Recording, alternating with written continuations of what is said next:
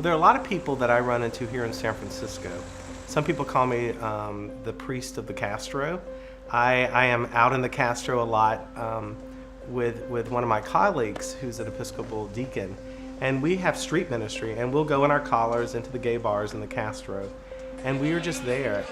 And it's interesting that whenever something happens in the community, they call us to minister with them, because many of the people who were raised Christian, who have been hurt by the church, it's still at their core of who they are, but it's been messed with by people. I have LGBT friends that are proudly, boldly, aggressively atheist because of the damage that's been done to them in their churches as a child. You can meet us in the bars, you can meet us on the streets, and we bring the church to them. And that, I think, was what Christ is calling us to do, is to walk along the road with other people.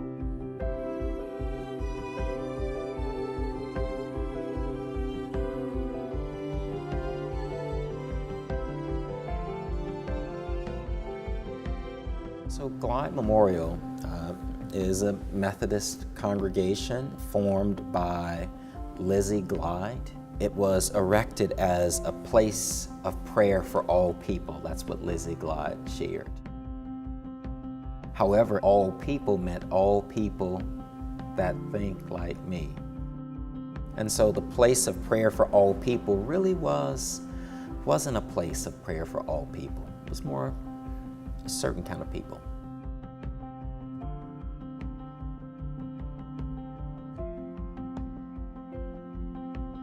St. Aidan's came to this location 50 years ago, and since then it has had a flavor of doing things before much of the rest of the church liturgically, but we're still centered around the table of the Eucharist or the Mass every Sunday.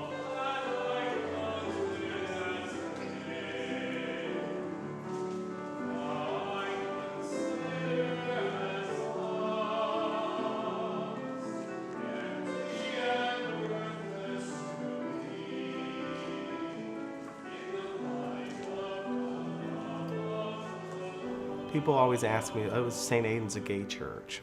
And I was like, no, it's not a gay church. It's just a church. It's a mixture of everyone. And so when people come here, they have an authentic experience of community. Like the two guys that have adopted a child here, John and Stefan, they said, we wanted to have a church where we can raise our child in a community of faith. I'm married to my partner, Stefan. We've been together for 5 years, and we just are in the process of adopting Liam. I remember when we announced we were getting married, my mom couldn't even say the word at first. She couldn't say wedding, she couldn't say marriage, she kept saying she was coming to my party. It was a struggle for her, being such a devout Catholic at first. She had a hard time with it. I have always had a strong faith. I think, when I wasn't going to church, I felt something was missing. When the Bible was written, they weren't aware of the concept of homosexuality. What they thought was homosexuality is not what we have as today.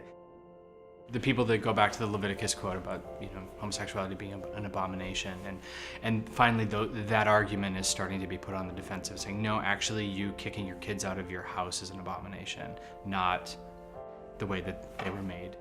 The more people think about it, and the more conversations they have with it, they actually understand that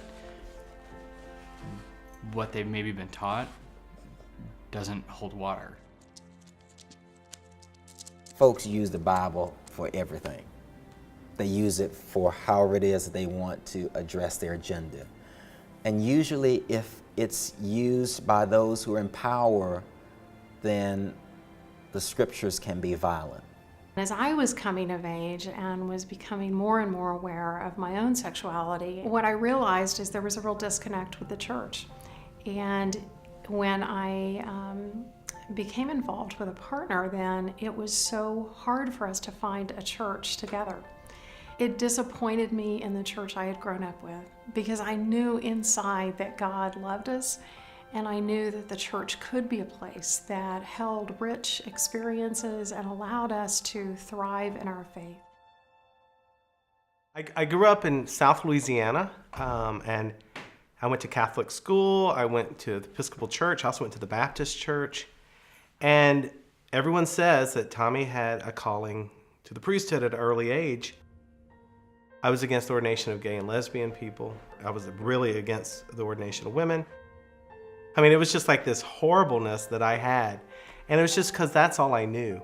And when I went away to seminary to New England, I met a woman priest who I was stuck in the pew, and I didn't realize that she was going to be there. And she preached this sermon that caused me to cry. And it was like that thing I had was just gone. When I went back to Louisiana after seminary, I had come out of the closet. I was for women's ordination. I had worked in a soup kitchen for 2 years and became very progressive in terms of working with the poor and the marginalized. And my congregation that I came from had not changed. And I was supposed to go down to see the Bishop of Louisiana to talk about my ordination. And my rector of my parish said, "Tommy, do not go down there." He said he will never lay hands on you for ordination. And he was in tears saying, "You know, I'm a conservative priest, but I love you. I've seen you grow up, and I know that you're going to be a priest." And he was the one that supported me to say, "Tommy, I want you to stay at this conservative church and go through the ordination process. It's going to be hard, but I want you to teach them about what it means to be a Christian." And so it took 7 years after seminary before I was ordained at the most conservative church in the Diocese of Louisiana. I no longer have anything to do with those of any sort of debate with people anymore that try to use these texts of terror against my gay and lesbian brothers and sisters, or anyone, because God did not do that. God gave the word for us to lift people up and to bring us together as the body of Christ, not to separate us.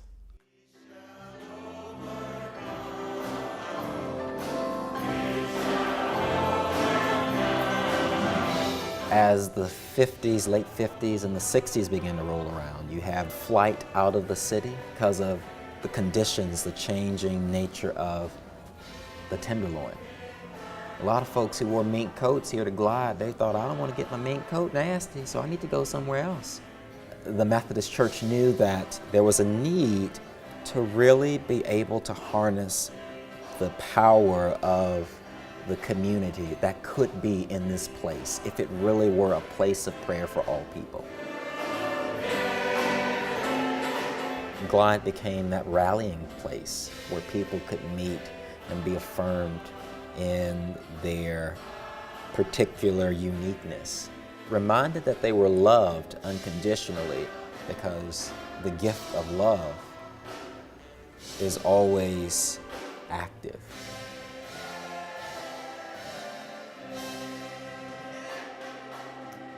I think that it's hard to invite others in with the fullness of who they are and not be changed. It's impossible, as a matter of fact. Because when we really make ourselves available to another, then we set up space, we make space for others to bring in their experiences, their perspectives, their insights, their gifts, and we invite them to co-create with us.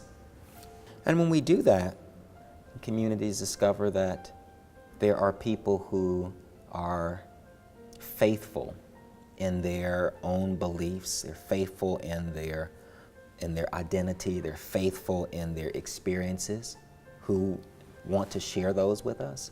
And in doing so, we become one step closer to the community that not only is just in its nature, but really is beloved. And I think the two go hand in hand.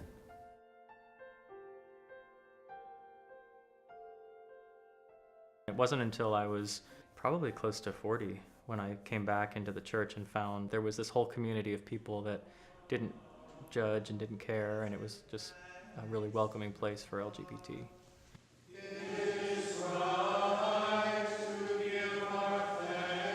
It's good to see people when they come here for the first time and I give them communion and there's tears coming down their eyes because they've never been able to come up to communion with their lover.